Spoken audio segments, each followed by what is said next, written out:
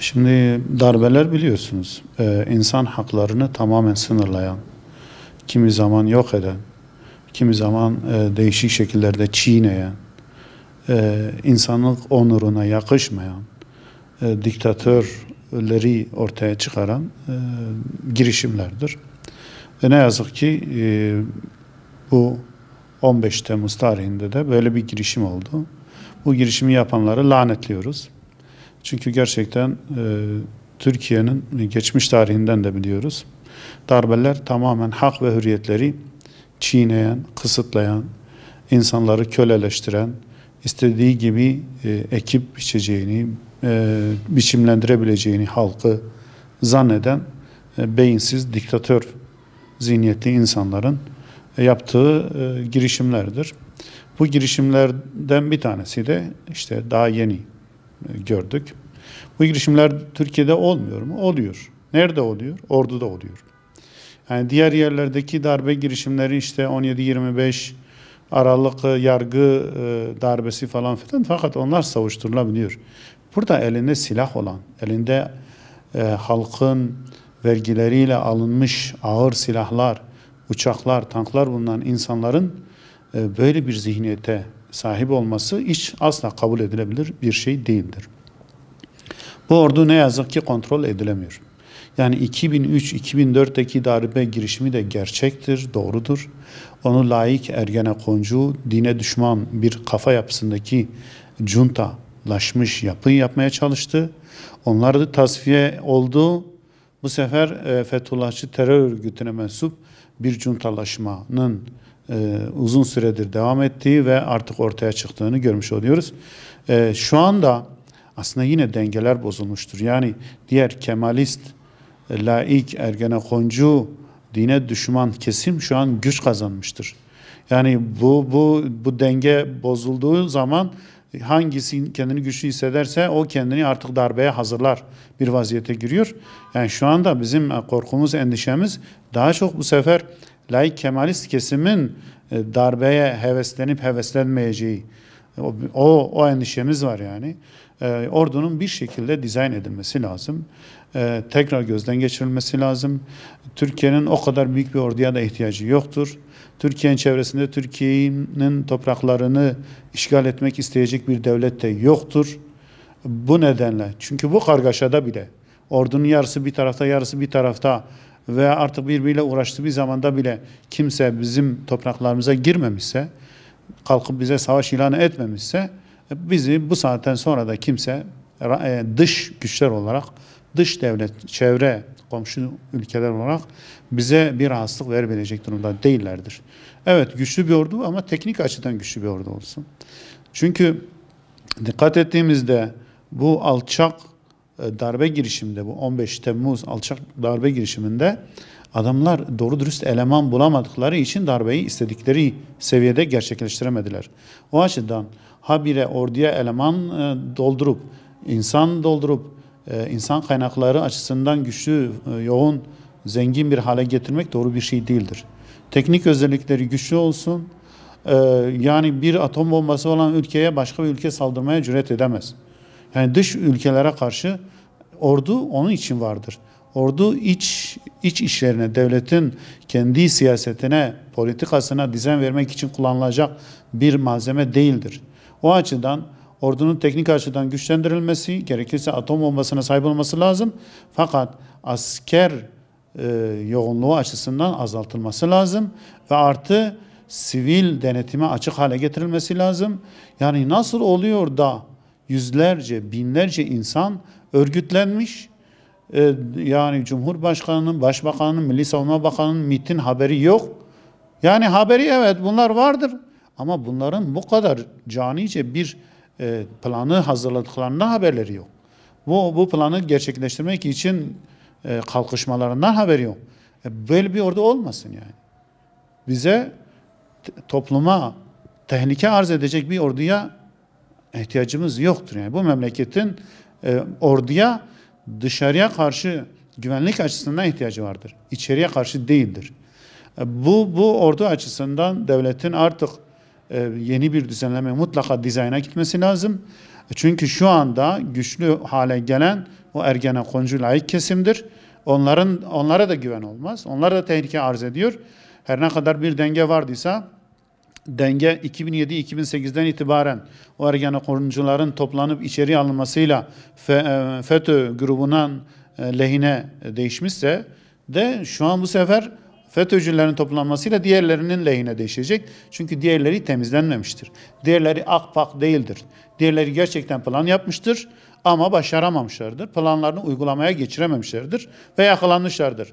Ha doğrudur, yani FETÖ'cüler kendi önlerinde engel olabilecek veyahut da daha üst rütbelere yetişmelerini engelleyecek insanları da o Ergenekoncu çetenin içinde gösterip onları önlerinden kaldırmışlardır. Engel olmaktan kaldırmışlardır ama o çete de vardı.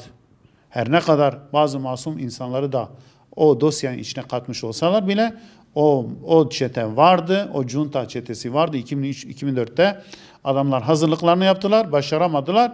FETÖ'cüler onları topladılar. FETÖ'cüler güçlendiler. Şimdi onlar FETÖ'cüleri ya da yani onlar toplamamış olsalar bile FETÖ'cülerin hepsinin oradan alınmasıyla bu sefer denge onların lehine bozulmuş oluyor. Bu tür denge ve dengesizliklerin hepsinin toptan kaldırılması lazım. Ordunun mutlak bir şekilde denetime açık, şeffaf bir hale getirilmesi lazım. Halkın denetimine açık olmayan, sivil denetime açık olmayan, ne yaptığı belli olmayan, Milli İstihbaratın içine giremediği bir ordunun bu bizim halkımıza tehlike olma dışında bir özelliği yoktur ve zaten şu anda da hiçbir ihtiyaç yoktur. Türkiye Cumhuriyeti'nin büyük bir güçlü, yani insan yığını açısından fazla bir orduya bir ihtiyacı yoktur. Bunun mutlak bir şekilde gözden geçirilmesi, düzeltilmesi lazım. Tehlike şu anda da Kemalist, laik, Ergenekoncu kafadaki cuntacıların ordudaki varlığı açısından devam ediyor. Ergenekoncuların hepsi oradan temizlenmemişti. Şu an FETÖ'cülerin de hepsi temizlenmemiş olsa bile çok büyük ekserisi yani alındı, deşifre oldu. Zaten ellerindeki belgeler ele geçirildiği için bütün FETÖ'cüler ortaya çıktı. Bütün FETÖ'cülerin oradan alınmasıyla dengelerin bozulduğu, dengelerin diğer laikçi junta lehine bozulduğunu söyleyebiliriz. Bu ordunun bir şekilde yeniden dizayn edilmesi zorunludur. Bunun için ne gerekiyorsa yapılması lazımdır. Bu darbe girişiminde ABD diyor ki işte Fethullah Gülen'in bu işle bağlantılı olup olmadığını bize belge, bilgi, delil getirin. Şimdi Fethullah Gülen'in çalışma sistemi bellidir. Yani bu adam yazılı olarak bir şey verip de bir altına mührünü basıp göndermez yani. Yani bu nasıl rüşvetin belgesi olmazsa Fethullah Gülen'in böyle bir talimatının da belgesi olmaz. Yani şu an Amerika ipe un seriyor. Amerika bu adamı vermemek için işte bize belge getirin. Yani meşru bir belge, bilgi getirin ki biz inanalım, onu size verelim. Bu Amerika'nın aslında o adamın böyle bir tavra girmeyeceğini, böyle bir belge düzenleyip vermeyeceğini bilmesinden dolayıdır. Böylece onu kurtarmaya çalışıyor. Yani Amerika'nın yaptığı budur. Amerika ipe un seriyor. Türkiye Cumhuriyeti'ni kandırmaya çalışıyor. Amerika'nın İncirlik üssünün tanker uçaklarının, oradaki tanker uçaklarının bu darbe girişiminde bulunan uçaklara havadan yakıt ikmali yaptığı bilinen bir şey. Yine daha önceden 17-25 Aralık'taki o polis müdürünün tankın içinden çıktığı görüntüsü açıktır. Yine bunların evlerinden helallik dileyip bu işe giriştikleri bellidir. Hepsi tamamen FETÖ'nün emriyle, tabi sözlü büyük ihtimal emri veyahut da birisine söyleyip de gelip yani yazılı belge bulunamaz. Yani Amerika'nın bu işi mahsustan zamana yayması ve Türkiye'yi oyalaması durumu söz konusudur. Amerika Fethullah Gülen'i vermemek için ipe un seriyor şu anda.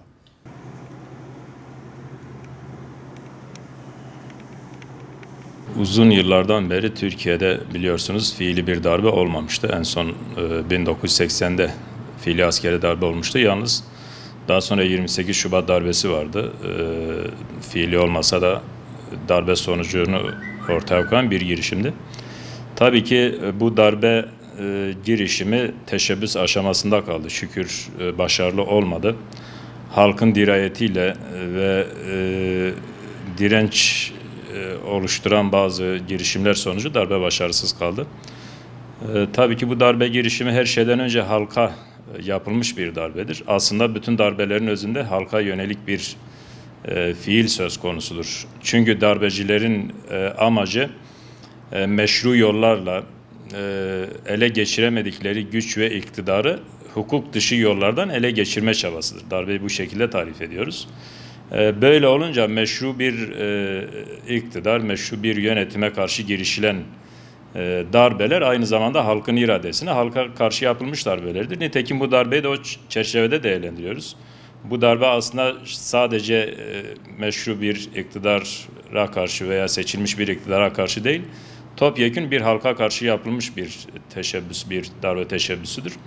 Zaten sonucuna baktığımızda darbeye direnen, gerçekten takdire şayan bir refleksle darbeye karşı duran halkın bedel ödediğini de görüyoruz. Bu gerçekten Türkiye halkı için takdire şayan bir durumdur. Şehit olanlar oldu, canları pahasına direnen halkımız oldu. Bunlara baktığımızda sadece belli bir partiden, belli bir siyasi görüşten değil bu sokağa çıkanlar, darbeye karşı direnenler, farklı partilerden, farklı siyasi görüşlerden, kısacası buna halk diyebiliriz. Darbe halka karşı olmuştur ve halk da bu darbeye karşı direnmiştir. Bu şekilde özetleyebiliriz. Darbenin hemen sonrasında darbecilerle ilgili çalışmalar başlatıldı. Fiili olarak darbeye katılanlar gözaltına alındı. Şu anda binlerce kişi gözaltına alınmış diye biliyoruz. Bu süreç tabii ki haliyle devam edecek. Şimdiye kadar belli çevrelerin bu çeşit bir hazırlık yaptığı belki de bilinmekteydi. Hatta bununla ilgili duyumlar da belki alınmıştı. Fakat bu derece çılgınca bir kalkışma beklenmiyordu zannedersem. Düşünün Cumhurbaşkanı'nın yaverleri, Genelkurmay Başkanı'nın en yakındaki isimler bile darbede fiili olarak yer aldılar. Bu noktada bir istihbarat zafiyetinin olduğu bütün çevreler tarafından konuşuluyor.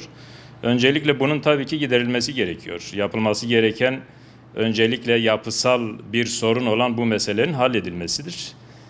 Kurumlar arasındaki bu istihbarat akışı, bu noktadaki bazı yasal veya yapısal sorunlar giderilmelidir. Zannedersem bununla ilgili yasal adımlar atılacaktır. Ayrıca tabii ki ordu içerisinde olan darbeciler dışında aslında buna destek olan, buna zemin hazırlayan bürokraside, yargıda, emniyette de asıl yapılması gerekenler var.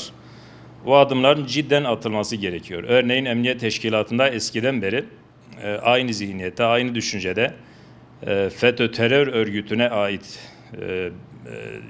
onlarca yıldır teşkilatlanmış bir yapının varlığı bilinmekte. Ama nedense şu ana kadar onlara yönelik ciddi bir adım atılmamıştır. Öncelikle emniyet ayağının da ortaya çıkarılması gerekiyor.